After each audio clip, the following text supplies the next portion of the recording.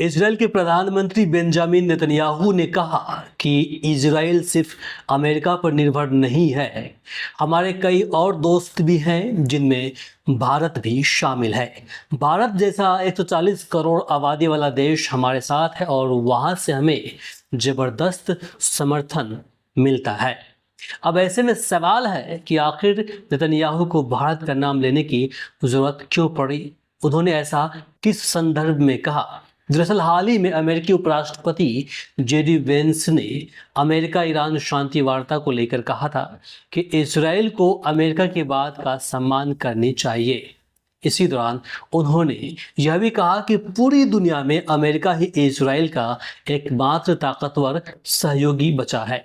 JD Vance का यह बयान ऐसे समय में आया जब लेबनान में इजराइल के सैन्य अभियान और ईरान को लेकर दोनों देशों के बीच मतभेद की खबर सामने आ रही थी। इसी बयान के जवाब में फॉक्स न्यूज़ को दिए इंटरव्यू में नेतन्याहू ने अमेरिका के दावे को खारिज करते हुए भारत का नाम लिया। उन्होंने कहा कि इजराइल के पास अमेरिका के अलावा भी कई महत्वपूर्ण सहयोगी हैं और भारत उनमें सबसे अहम देशों में से एक हैं जहां से उन्हें व्यापक जन समर्थन मिलता है। अब आइए जानते हैं कि इस बयान के राजनीतिक और कूटनीतिक मायने क्या हैं। विश्लेषकों का मानना है कि नेतन्याहू का यह बयान सिर्फ भारत की तारीफ नहीं बल्कि अमेरिका को यह संदेश भी है कि इजराइल खुद को पूरी तरह किसी एक देश पर निर्भर नहीं मानता। वहीं भारत के लिए भी यह बयान अहम है क्योंकि आज नई दिल्ली इजराइल और फिलिस्तीन दोनों के साथ संतुलित संबंध बनाए रखने की नीति पर चल रही है।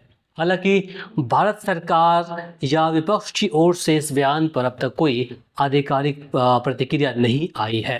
विपक्ष पहले ही फिलिस्तीन के मुद्दे पर संतुलित विदेश नीति की बात करता रहा है, जबकि भाजपा और उसके समर्थक आतंकवाद के खिलाफ इजराइल के रुख का समर्थन करते रहे हैं। अब देखना होगा कि क्या यह बयान सिर्फ एक कूटनीतिक जवाब बनकर रह जाता है या फिर आने वाले दिनों में भारत अमेरिका इजराइल संबंधों पर इसका कोई बड़ा असर दिखाई देता है। आपको क्या लगता है, क्या नेतन्याहू का भारत का नाम लेना सिर्फ अमेरिका को जवाब था या फिर यह दुनिया में भारत के बढ़ते प्रभाव का संकेत है? कमेंट बॉक्स में लिखकर अपनी राय जरूर दें। इस वीडियो को शेयर करें। आप देख रहे तो वी आर न्यूज़ और मैं हूं इमरान। नमस्कार, शब्बा खैर।